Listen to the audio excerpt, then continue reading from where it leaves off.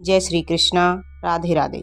आज हम जानेंगे पितृपक्ष की इंदिरा एकादशी के दिन क्या नहीं करना चाहिए, पितृदोष से छुटकारा कैसे पाएं और किन कामों को वर्जित माना गया है, इंदिरा एकादशी का महत्व क्या है। तो आइए जानते हैं।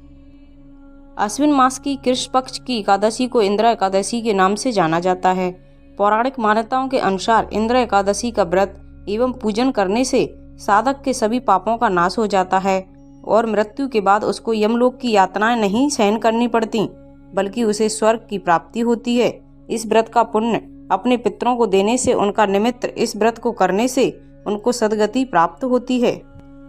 2023 में इंदिरा एकादशी का व्रत 10 अक्टूबर मंगलवार के दिन रखा जाएगा। हिंदू धर्म ग्रंथों के अनुसार इंदिरा एकादशी का व्रत एवं पूजन करने से मनुष्य के सभी पापों का नाश होता है और मृत्यु के बाद स्वर्ग की प्राप्ति होती है। इस व्रत के विषय में भगवान श्री कृष्ण ने धर्मराज युधिष्ठिर को बताया था।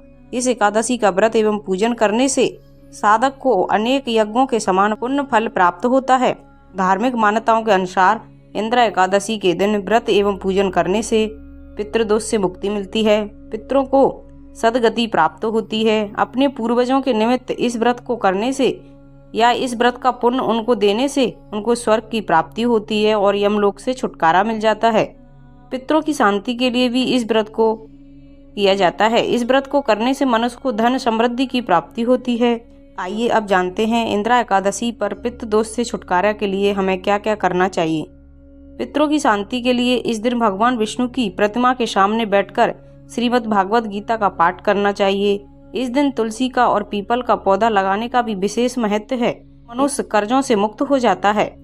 इंदिरा एकादशी का व्रत एक दिन पूर्व यानी 10वीं तिथि से ही आरंभ हो जाता है। 10वीं के दिन एक ही समय भोजन करना चाहिए और ब्रह्मचर्य का पालन करना चाहिए। इंदिरा एकादशी के दिन प्रातःकाल स्नान आदि कर्मों से निवृत्त होकर व्रती को निराहार रहकर व्रत का संकल्प लेना चाहिए। संकल्प लेने के बाद कलश की स्थापना करके उस पर भगवान शालिग्राम जी की प्रतिमा रखें, फिर उनकी पूजा करें। भगवान शालिग्राम की प्रतिमा को पंचामृत से स्नान कराएं, धूप दीप जलाकर रोली चावल से पूजा करें, फल फूल अर्पित करें, नैवेद्य चढ़ाएं। भगवान शालिग्राम को तुलसी अवश्य चढ़ाएं, विष्णु सहस्त्र नाम का पाठ करें। इसके बाद इंदिरा एकादशी व्रत का महत्तम और कथा अवश्य पढ़ें। कथा सुनने के बाद आरती करें। विधि विधान से श्राद्ध करके ब्राह्मणों को फलाहार कराएं एवं स्वयं दिन भर निर्जल एवं निराहार रहकर व्रत करें। यदि शक्ति ना हो तो जलीय आहार और फलाहार कर सकते हैं। अगले दिन द्वादशी को ब्राह्मणों को भोजन कराएं और यथाशक्ति दान दक्षिणा देकर संतुष्ट करें। फिर उसके बाद अपने भाई बंधुओं के साथ मौन रहकर खाना खाएं। व्रत की रात को जागरण अवश्य करें। इस व्रत के दिन काम क्रोध आलस का त्याग करके सात्विक जीवन जिएं। यदि आप स्वयं को पूजा नहीं कर सकते तो किसी योग विद्वान से या ब्राह्मण से पूजन करवा सकते हैं। आइए अब जानते हैं इंदिरा एकादशी के दिन क्या काम करने से बचना चाहिए या भूलकर भी इन कामों को नहीं करना चाहिए। इस दिन स्त्रियों को सिर से स्नान नहीं करना चाहिए, यानी कि बाल न धोएं, भोजन में चावल का सेवन न करें या चावल ना बनाएं। व्रत करने वाले इस दिन सात्विक जीवन जिएं और ब्रह्मचर्य का पालन अवश्य करें। क्रोध और आलस्य बिल्कुल ना करें। किसी गरीब या असहाय व्यक्ति को ना सताएं।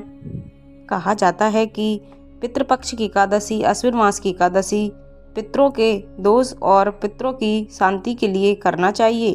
पितृ संतुष्ट होते हैं और घर परिवार को सुख समृद्धि का आशीर्वाद देते हैं। ये थी हमारी पितृपक्ष एकादशी के दिन हमें क्या कार्य नहीं करना चाहिए, पितृ दोष से छुटकारा के लिए हमें क्या क्या करना चाहिए। अगर आपको ये जानकारी अच्छी लगी हो तो प्लीज़ चैनल को लाइक शेयर एंड सब्सक्राइब कीजिए। साथ में बेल आइकन को ऑन कर लीजिए ताकि जब भी लेटेस्ट वीडियो अपलोड करें उसकी जानकारी आपको सबसे पहले मिल जाए।